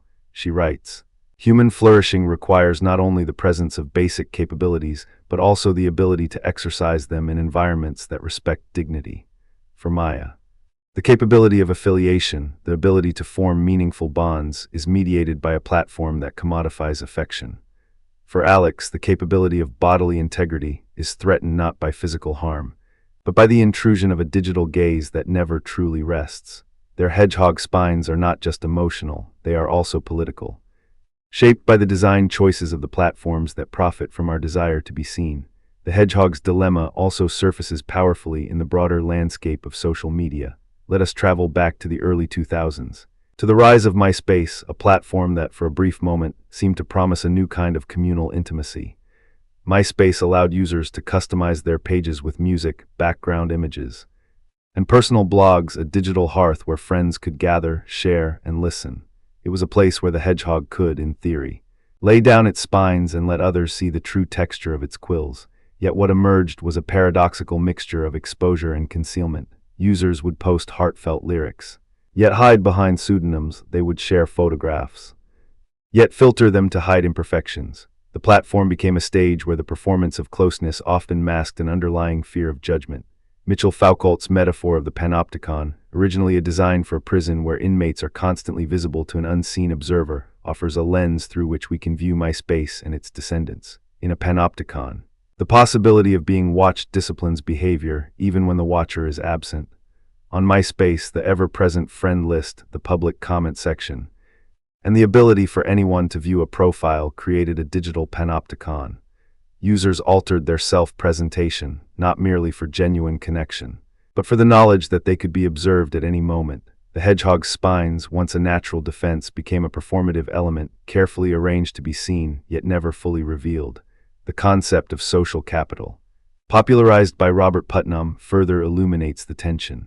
Social capital refers to the networks, norms, and trust that enable participants to act together more effectively. In the MySpace era, we saw a surge in bridging social capital connections across diverse groups, yet a decline in bonding capital, the deep, trust-laden ties that sustain intimate relationships. The hedgehog's dilemma manifests here as a trade-off. The more we spread our spines across a wide network, the thinner each individual connection becomes, and the greater the risk that any single prick will cause a wound. The digital spines are now measured not only in emotional pain, but in the erosion of the very social fabric that holds communities together. Fast forward to the present, and we encounter the same dynamic on platforms like Instagram, TikTok, and the omnipresent dating apps that have become the new meeting grounds for love. The hedgehog's dilemma is amplified by the algorithmic curation of content. When Maya scrolls through Alex's feed, she sees a curated narrative, photos of sunsets, captions about gratitude, stories about weekend hikes. The algorithm, designed to maximize engagement, surfaces the moments that are most likely to elicit a positive response. Yet the algorithm also hides the mundane, the moments of irritation, the times when Alex simply forgets to reply to a message. The hedgehog's spines, in this context, are the unfiltered parts of life that are deliberately omitted. The paradox is clear. The more we rely on technology to bring us closer, the more we become strangers to each other's ordinary, unglamorous selves. In the workplace, the hedgehog's dilemma has taken on a new shape, especially in the era of remote work. Picture a team of software developers spread across continents, each logging into a video conference at 9 a.m. Their faces appear in little windows, their voices travel through compressed audio, and the shared screen flickers with code.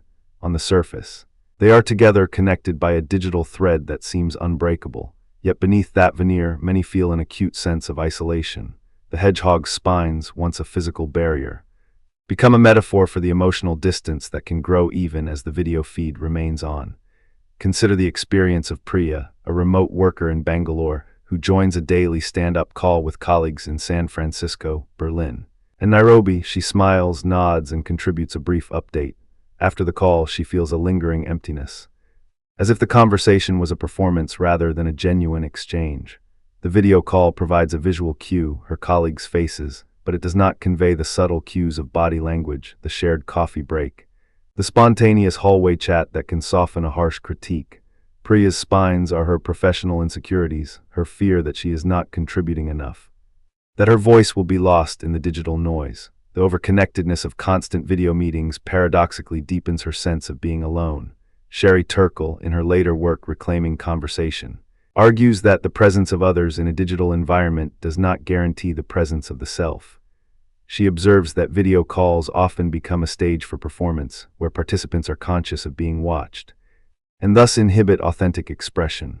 For Priya, the hedgehog's dilemma is not about the fear of being physically pricked, but about the fear that her digital presence will be perceived as a hollow echo, that the spines of her authentic self will be hidden behind a pixelated mask. Zygmunt Bauman would describe this phenomenon as the social paradox of the network society. The more we are linked, the more we are exposed to the risk of being alone. He notes that the networked individual is constantly negotiating the tension between being visible and being invisible, between sharing and protecting. In the remote work scenario, the spines are the professional vulnerabilities that each worker must decide whether to expose. The digital platform can amplify those vulnerabilities, making them visible to a global audience, yet also providing a shield of anonymity when one chooses to mute the microphone. Martha Nussbaum's capabilities framework offers a hopeful counterpoint. She emphasizes the importance of practical reason and affiliation as capabilities that can be nurtured even in digital environments. She writes, "Even when physical proximity is limited, the capacity to form meaningful relationships can be exercised through intentional, reflective dialogue. For Priya, this might mean carving out moments of genuine, unscripted conversation, a virtual coffee break where the camera is turned off, where the focus shifts from productivity to presence. By consciously creating spaces that allow for vulnerability, the hedgehog's spines can be softened, and the risk of wounding can be reduced." The global crisis of the COVID-19 pandemic provides perhaps the most striking illustration of the hedgehog's dilemma on a societal scale. In early 2020, cities across the world entered lockdown, streets emptied, storefronts shuttered, and families were confined to the same four walls for months. The physical distance imposed by the virus forced a collective yearning for connection. Yet, paradoxically, the very tools that enabled people to stay in touch, video conferencing, social media, messaging apps, also highlighted the limits of digital intimacy. Take the story of a community in Milan, where neighbors who had never spoken before began sharing recipes over WhatsApp groups. The digital platform allowed them to exchange cultural knowledge, to feel a sense of belonging despite the physical barriers. Their spines, once sharp with mistrust, began to dull as they discovered common ground. However, as the months wore on, the novelty faded. The same platforms that had facilitated a burst of communal warmth also became a source of fatigue. People reported Zoom fatigue, a sensation of exhaustion from endless video calls that left them feeling more isolated than connected. The hedgehog's dilemma manifested as a collective yearning for closeness, met with the prick of digital overexposure, where every conversation was mediated, recorded, and potentially judged. Bauman's concept of solidarity in a liquid modern world becomes relevant here. He writes that solidarity is not a given, it must be actively constructed, especially in times of crisis. The pandemic forced individuals and institutions to actively construct solidarity, often through digital means. Yet the hedgehog's spines, fear of infection, economic insecurity, political polarization remained present, sometimes amplified by the very channels meant to soothe them. Counterarguments to the hedgehog's dilemma claim that technology can, in fact, foster deeper empathy. Sherry Turkle, in a later essay, notes that digital storytelling platforms have enabled marginalized voices to be heard, creating new spaces for empathy that were previously inaccessible. She points to online support groups for chronic illness, where participants share raw, unfiltered experiences, and find solidarity that transcends geography. In such contexts, the hedgehog's spines are not barriers but bridges. Vulnerability is displayed openly, and the risk of being wounded is mitigated by the collective acknowledgement of shared pain. Martha Nussbaum also argues that empathy is a skill that can be cultivated through exposure to diverse narratives. She cites the example of literature and digital storytelling as vehicles for expanding the moral imagination.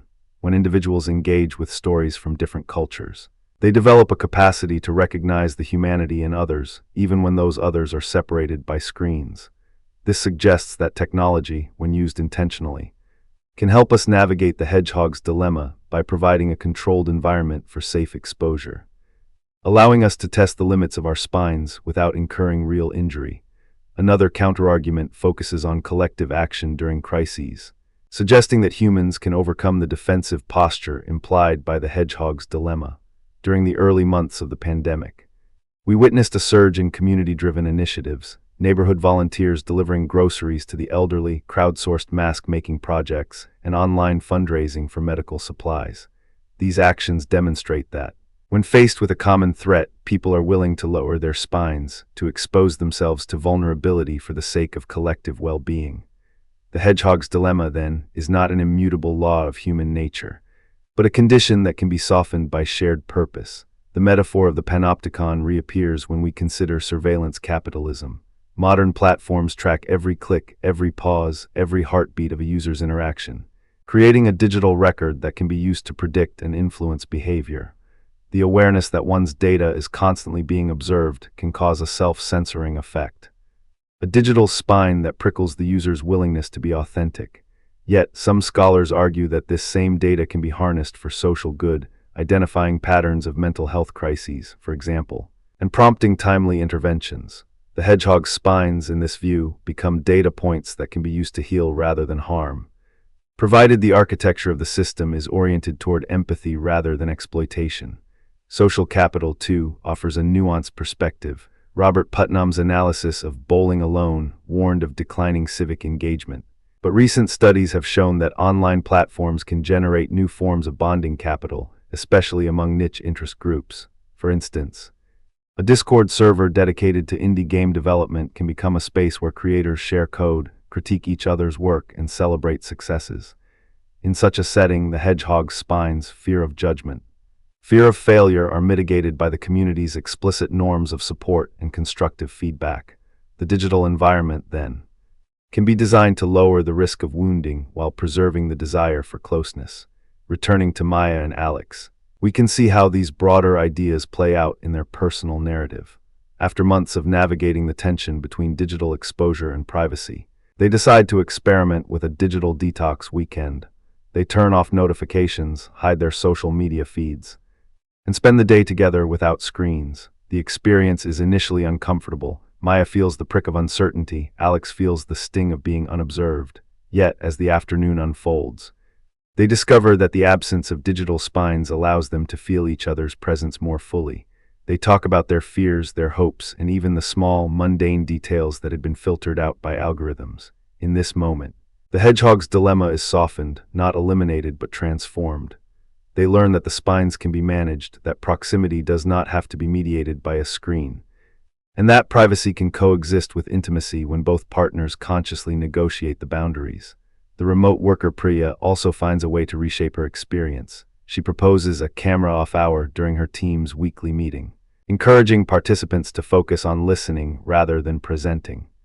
The team discovers that when visual performance is removed, the conversation becomes more substantive. More vulnerable, Priya's spines, her fear of being judged, begin to dull, replaced by a sense of shared authenticity. The team's social capital grows as trust is rebuilt not through constant visual monitoring, but through intentional, reflective dialogue. These concrete examples illustrate that the hedgehog's dilemma is not a static condition, but a dynamic process, one that can be influenced by the design of technology, the cultural norms surrounding its use, and the intentional actions of individuals and communities. The thinkers we have cited, Turkle, Bauman, Nussbaum, offer lenses that help us see the multiple layers of this dilemma.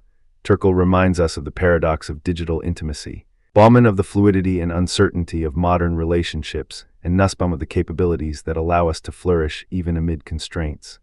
As we reflect on the modern manifestations of the hedgehog's dilemma, we might ask ourselves, are we content to let our spines remain sharp, to let the fear of being hurt dictate the limits of our connections? Or can we, like Maya and Alex, like Priya and her team, like the volunteers who delivered groceries during lockdown, choose to gently blunt those spines to create spaces, both digital and physical, where vulnerability is not a threat but a pathway to deeper understanding? The answer, perhaps, lies in the balance we strike between exposure and privacy, between presence and performance. It lies in the way we design our platforms, the way we cultivate our social capital, and the way we remember that behind every avatar, every profile picture, every video call, there is a hedgehog yearning for warmth, yet wary of the prick. In the final analysis, the hedgehog's dilemma serves as a mirror, reflecting both our innate desire for closeness and the structural forces that shape how we experience that desire. It asks us to consider the cost of proximity, the price of privacy, and the possibilities that emerge when we dare to let our spines touch, even if only briefly. As we move forward, whether we are swiping on a dating app, scrolling through a feed, joining a video conference, or standing together in a public square, we carry with us the question, how can we create a world where the hedgehogs can huddle, share their warmth, and yet not be wounded by each other's spines? The answer may be as much about the technology we build as about the empathy we cultivate, as much about the policies that govern data as about the conversations we have in quiet rooms, as much about the collective actions we take in times of crisis as about the individual choices we make each day. In this delicate dance, the hedgehog's dilemma is not a dead end, but an invitation to reflect, to adjust, to reach out, and to discover, perhaps, that the very spines that protect us can also become the bridges that connect us. When we first encountered the hedgehog's dilemma, the image was stark, creatures yearning for warmth, yet forced to keep their spines raised lest they wound one another. That vision has served as a powerful metaphor for the tension that threads through every intimate relationship, from friendships to marriages. from therapist and client to the broader social fabric. Yet, as scholars have begun to turn their analytical gaze more closely upon the metaphor, a chorus of critiques has emerged, suggesting that the hedgehog's dilemma, for all its evocative power, may be too deterministic, too rooted in a view of human connection that foregrounds inevitable pain over possibility. Eva Illouz, for instance, argues that the hedgehog's dilemma locks affection into a calculus of risk and loss, obscuring the ways in which desire can be reshaped by cultural narratives of care. Illouz, Cold Intimacies, 2015. In other words, the metaphor can become a self-fulfilling prophecy, a story we tell ourselves that intimacy is inherently hazardous and that the prudent response is to retreat behind a protective shell. Carol Gilligan, writing from a feminist ethic of care, pushes back against this deterministic reading by reminding us that the moral life is not a series of isolated collisions of spines, but a continuous weaving of voices that listen, respond, and transform one another. Gilligan. In A Different Voice, 1982. Gilligan's emphasis on relational dialogue suggests that the hedgehog's dilemma, when taken as a fixed law, neglects the dynamic processes through which people negotiate boundaries, renegotiate meanings, and co-create new spaces of safety. It is this very tension between the allure of a tidy metaphor and the messier, more hopeful realities of lived relational practice that has spurred a flourishing of alternative models. In the years that followed the initial popularization of the hedgehog's dilemma, thinkers across psychology, sociology, and philosophy began to propose metaphors that foreground collaboration, guidance, and flourishing rather than inevitable injury. One of the most resonant of these alternatives is the beehive metaphor. Imagine, instead of solitary hedgehogs, a bustling hive where each bee contributes to a common honeycomb, where the sting is not a weapon but a tool for defense. Used sparingly and with collective consent, the beehive model emphasizes collaborative harmony, a shared purpose that transforms individual vulnerability into communal strength. In practice, this metaphor has been adopted by community organizers who seek to cultivate environments where proximity does not equate to pain, but rather to mutual productivity. Consider a community garden project that began in a modest vacant lot on the outskirts of a mid-size American city in 2017. Residents from diverse socioeconomic backgrounds converged, each bringing a different seed, a different skill, and a different story. At first, there was understandable hesitation. Some participants worried that their personal histories of neglect would make close cooperation feel threatening. Yet, as they dug soil together, the very act of sharing a spade became a ritual of trust. The garden's layout was deliberately designed to require interdependence. The water system was a shared network, the compost bins were communal, and the harvest was divided according to contribution, but also according to need. Over the course of 2 growing seasons, the garden blossomed into a living illustration of the beehive metaphor. The participants learned to navigate proximity without the fear of being pricked, because the collective goal of nourishing the community reframed closeness as a source of sustenance rather than a source of harm. A second alternative, the lighthouse model, offers a different but complementary vision. Here, intimacy is likened to ships navigating a dark sea, guided not by the avoidance of collisions, but by the steady beam of a lighthouse that signals safe passage.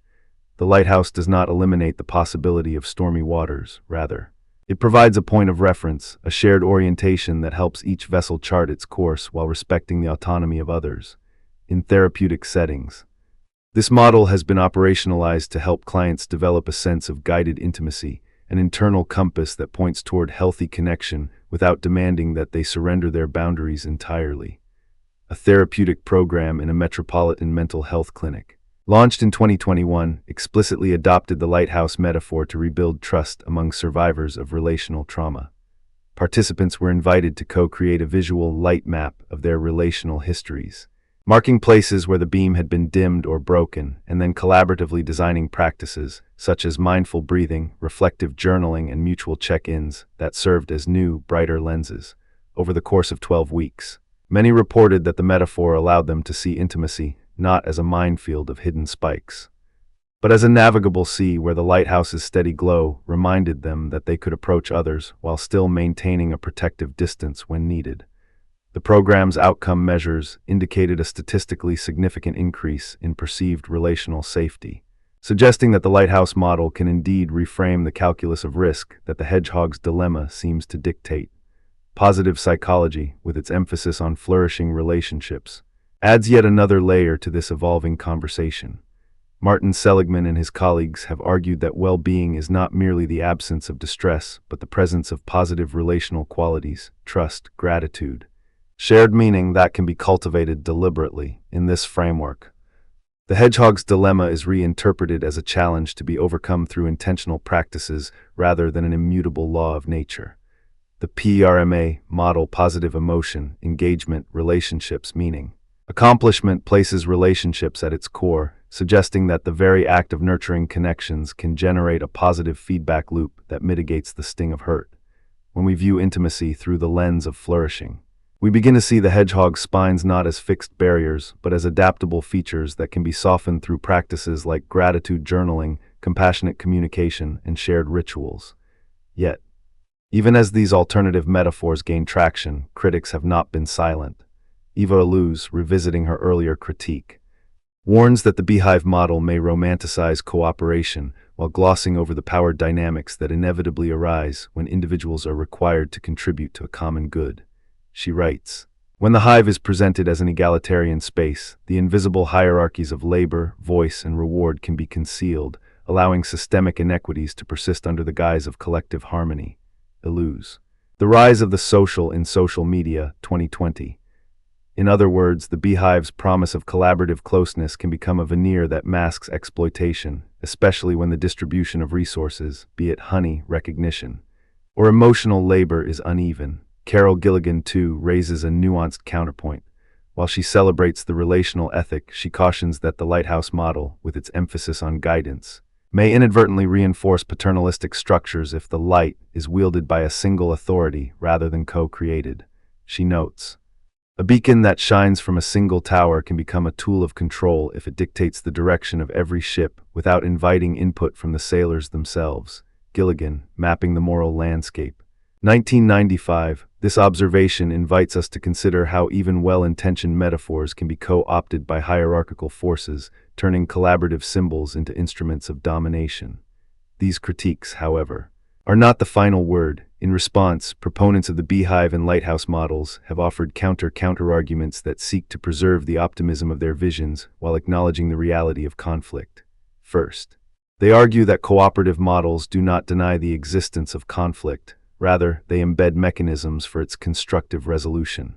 The community garden, for example, instituted regular harvest circles where participants could voice grievances, negotiate resource allocation, and celebrate successes together.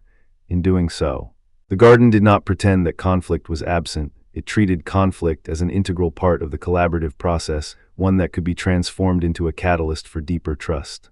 Likewise, the Lighthouse-based therapeutic program incorporated a light shift exercise, wherein participants practiced adjusting the intensity and direction of their emotional beams in response to feedback, thereby learning to modulate intimacy in real time rather than relying on a static, one-size-fits-all guidance. A second counter-argument addresses the concern that optimism may obscure systemic power imbalances.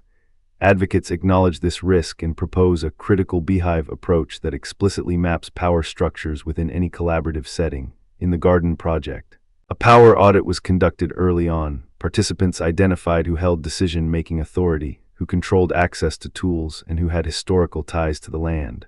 By making these dynamics visible, the group could negotiate more equitable arrangements, such as rotating leadership roles and shared budgeting, thereby preventing the hive from becoming a hierarchy disguised as harmony. Similarly, the Lighthouse program integrated a navigation justice module, encouraging clients to question whose values were being illuminated by the metaphor and to co-construct a beacon that reflected a plurality of experiences, especially those of marginalized participants. Historical anecdotes enrich our understanding of how these alternative metaphors have been woven into the fabric of relational theory. In the early 1990s, a wave of feminist workshops swept across university campuses in Europe and North America, seeking to redefine relational ethics beyond the binary of domination and submission. One such workshop, hosted in 1993 at a women's college in Boston, invited participants to create a relational tapestry where each thread represented an individual story, and the weaving process required active listening and mutual adjustment. The facilitators explicitly rejected the Hedgehog's Dilemma as a deterministic narrative of inevitable hurt.